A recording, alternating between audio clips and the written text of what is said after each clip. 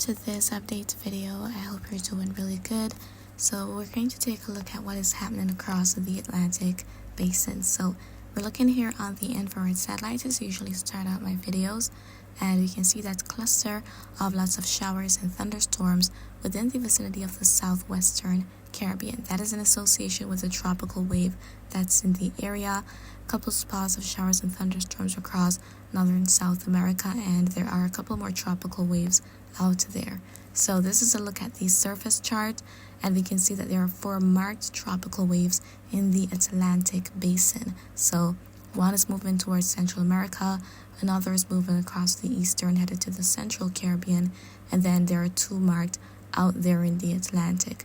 And going back to the satellite imagery there, we can see all that convection associated with them. And as we take a closer look at the Caribbean region, here we can see a better picture of what's going on. So there was a lot of activity in the Eastern Caribbean and just north of the Dominican Republic and Puerto Rico, but a lot of that has since diminished since yesterday. So we don't see much happening right now. And there's also that next dust plume which is moving into the region.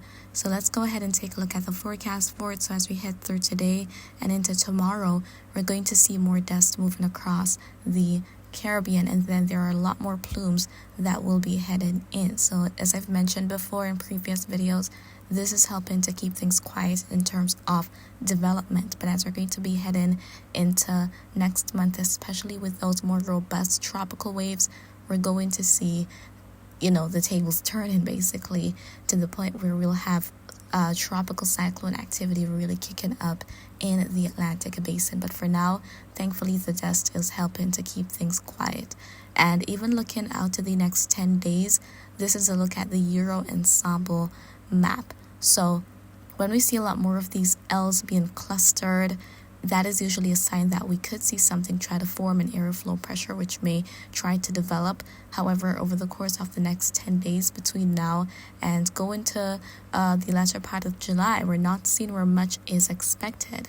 Similar thing for the GFS ensemble map. We're not seeing where much is anticipated as it relates to development. Seeing a bit more activity, or more those members rather, for the Eastern Pacific, but not so much of the Atlantic basin.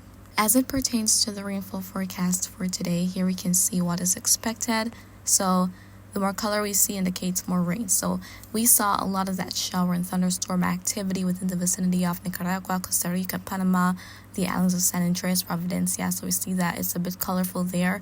So there could be some more rain today, and rainfall amounts could go up to 2.5 inches or so. And then for other areas, such as a couple spots in Honduras, Belize, Guatemala, Mexico, there could be rainfall amount up to 1 inch or just over 1 inch today.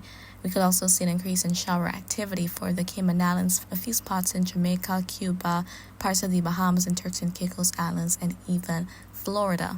Passing showers and thunderstorms possible for Hispaniola, Puerto Rico, the Virgin Islands, through the Lesser Antilles, as well as the ABC Islands. And then for Northern South America, Venezuela, Colombia, Guyana, Suriname, and French Guiana, there could definitely be some additional heavy rain as we head throughout today. So that is what is going on. That's what is expected, guys. And just to recap what's happened so far in terms of development, we've had 3 named storms. We've had Alberto, Beryl, and Chris. So the next name on the list for the hurricane season is Debbie. And most agencies are expecting that we could see up to or over 20 named storms in total for the year. So in the case where this list is exhausted, meaning that we've reached William, but there are still more storms, then we would resort to the supplemental list. So that is the list that came into effect back in 2021. So in the case where a hurricane season's list is exhausted, then we would resort to that list. And if there is a storm with the name from that secondary list, which was so powerful and did so much damage that it had to be retired, then that letter, or that name rather, would be retired and be replaced with another of the same letter and gender. So it would function as the regular list would. It's just that it's a secondary list overall for the season. It's just like a backup list basically in the case where all of the names are exhausted. So that is basically what I wanted to share with you in this update video. I do hope you found it to be informative, but if you have any questions, do feel free to leave them in the comments. I'll respond to you when I get the chance to do so, and remember to always be weather wise.